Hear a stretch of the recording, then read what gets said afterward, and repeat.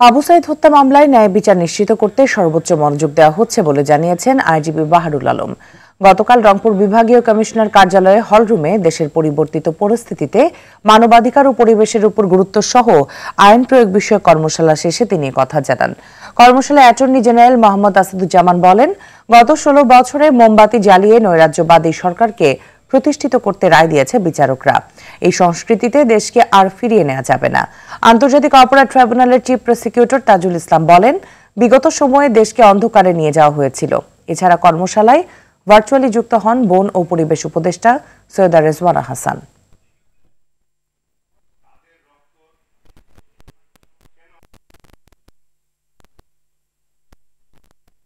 আমরা আমাদের সাধ্যমতো চেষ্টা করি এবং আমার বিশ্বাস যে আবু সাইদের এই মামলায় অবশ্যই আমরা সবচাইতে বেশি আমরা মনোযোগ দিচ্ছি, এই কারণে যে এইটাই হচ্ছে আমাদের একটা ল্যান্ডমার্ক কেস এবং এখান থেকে আসলে শুরু হয়েছে আমাদের এই নতুন পথ চলা। কাজেই এইটা যেন কোনোভাবেই বিচার ফেল না করে।